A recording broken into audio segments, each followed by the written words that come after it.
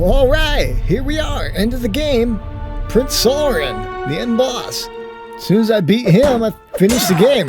But wait, where's my armor? What the? What the heck?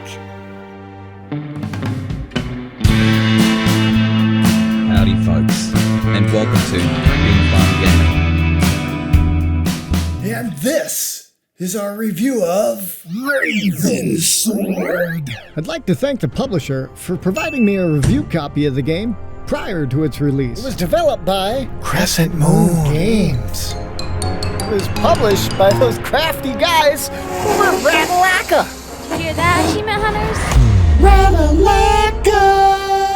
The game released April 9th for the price of $6.99. Ravensword is another game that attempts to leap from the mobile iOS market onto consoles with a price increase. The increased playability using a controller does not always equate to an enjoyable experience, but luckily for you, Ravensword pulls this off with minimal impacts to gameplay. That is, if you can see past the PlayStation 2 era texture-filled polygon graphics.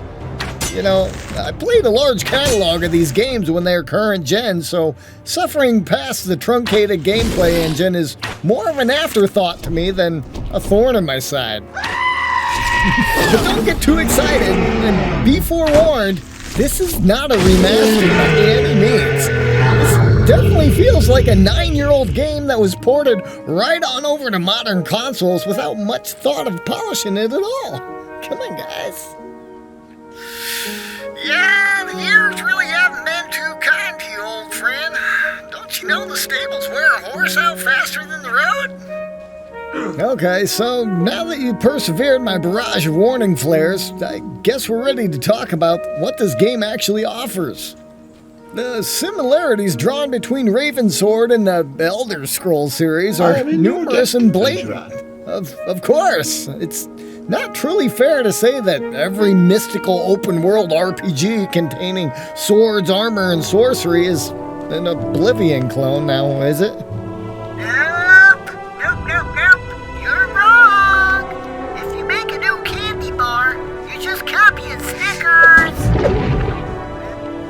As you look around, all of the building blocks are in place to make a great game here.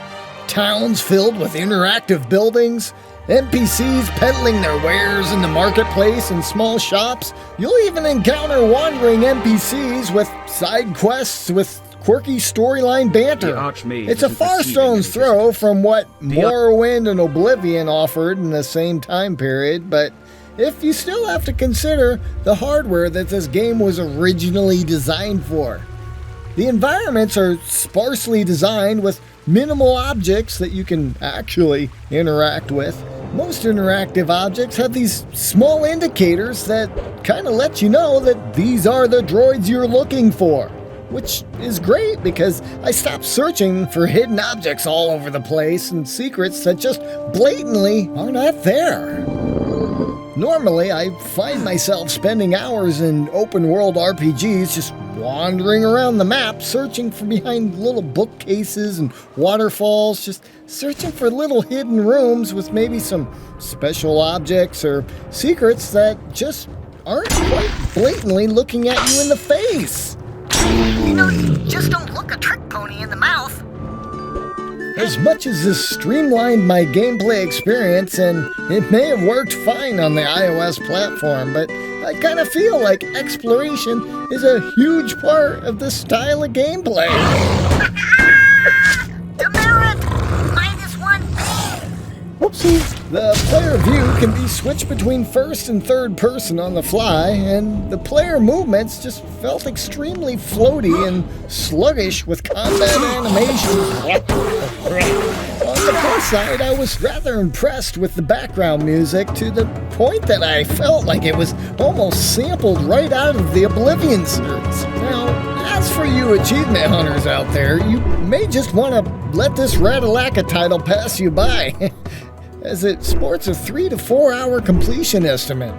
Overall, I found the premise of the game to be enjoyable enough to play all the way to the completion, which seems like only half of my fellow achievement hunters out there found the same patience to do this slower-paced gameplay. I originally thought the game was fairly shallow and restricted to a small map and small town size, but I was really surprised to find multiple world maps, dungeons, and multiple new enemy types later on in the game. Overall, Ravensword seems like an Oblivion clone that just kind of ran out of funding and got pushed out the door a little too early for its own good. Therefore, the farm is leaving this one with 3 beans out of 5. Well, that wraps up this review. We do them every week, covering new and unreleased console indie titles that are either easy achievement and trophy completions, or have really blown our socks off. If you enjoy our humor or just want to watch us make the magic live, join us on Twitch and YouTube Live as we stream the night away. In the meantime, make sure you lightly tap the subscribe button down in the corner to add our weekly videos to your YouTube watch list. Very nice. While you're at it, go ahead and hit the notification bell to be alerted when our new videos become available. It's free! And it really helps us get the attention of these developers that think we really need 10,000 subscribers to be worth sending their games out to. Be sure to visit again next week. We'll be covering the new joint from Chili Dog Interactive, Crossbow Crusade. Stay safe out there. We'll see you next time on The Farm.